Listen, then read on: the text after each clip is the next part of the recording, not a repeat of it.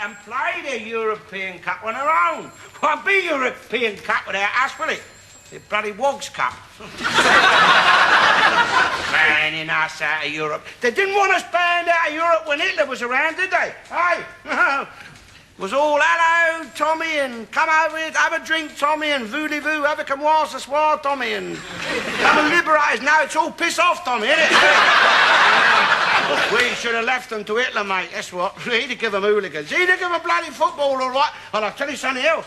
If old Gorbachev starts, see, the bloody Russians start, it'll all be, come back, Tommy, all is forgiven, Tommy. But the hooligans, man, the hooligans. All right, string them up if you like. I don't mind, string them up. I've got nothing, I don't hold with hooligans, Mon.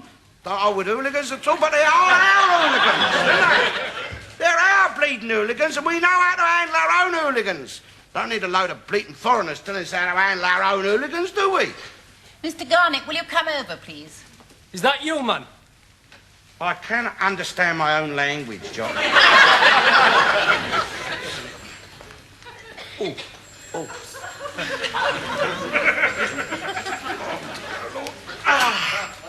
Oh. Afternoon. Giving me jip, that is. Oh. No smoking, if you don't mind, Mr. Garnett. Am I smoking it? Can you see smoke coming out of it? I'm not smoking it, my dear, because there's nothing in it. I don't get enough out of you lot to smoke it.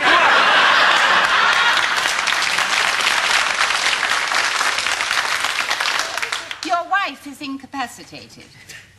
She can't walk. She's a cripple. Rheumatoid arthritis, I believe. So the quack says. Mr. Doggerel, your wife's consultant, is a very distinguished specialist in that particular disease, Mr. Garnett. So he says. You don't think so? Well, I don't know if he is or ain't no more than you do, missus. We have to take his word for that, don't we? Only his mates and those who work with him know how good or bad he is, and they won't blab, will they? Conspiracy of science, isn't it? All I know is, from what I've seen of him, I'm not over the moon about him. He's a clever man. Oh, well, they're all clever men, aren't they, eh? I mean, if they was half as clever as they say they are, as they claim to be, we'd all live forever, wouldn't we? But we don't, do we? See, all I know is this, missus. When my wife first went to see your Mr. Doggerel, she couldn't walk, could she? See, and now, after pushing her up and down to the hospital and back and wearing out 3 pairs of boots, seeing your Mr. Doggerel, she still can't walk. And if things go on the way they are going, pretty soon I won't be able to walk, will I? I will finish up in a wheelchair with her. Now, I am not a clever consultant, missus, but I couldn't have done much worse than that, could I? Well, nobody's claiming Mr. Doggerel or any other consultant can work miracles. I'm not come here looking for miracles, missus. No one can do much for my wife's legs now. They're a write-off, I accept that. Whose fault it is, I'm not prepared to argue. I mean, her legs never be any good again. Not as legs, they won't. I accept that. I know that. They're too far gone. But if you want to do something for her, missus, if you want to give her a bit of quality of life, look after my legs. It's my legs she's got to rely upon now. It's my legs she needs, because my legs are more use to her than her own legs are, aren't they? Use your noddle, missus. Save my legs. That's what you've got to do. Save my legs. Give her a powered wheelchair.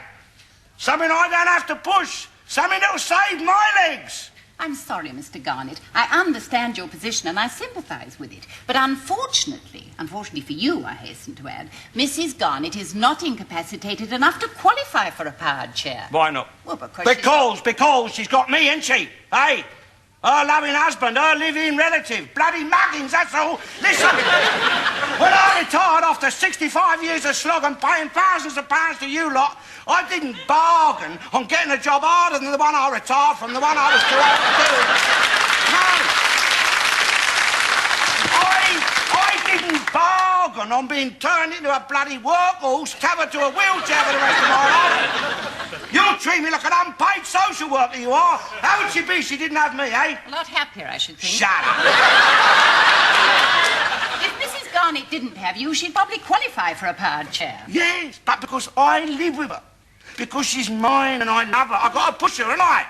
Well, it ain't bloody fair, that's all I gotta say. Look, if I left her in the lurch, if I divorced her, if I lived in sin with her, she'd get a power wheelchair out of you lot, wouldn't she? Well, it's not bloody right, is it? It ain't fair. All right, I'll do it. I'll do it. I'll divorce her. I'll live in sin with her. And I'll write to the Archbishop of Canterbury. And I'll tell him I've been forced to live in sin with my own wife, to get a wheelchair, and the dhss.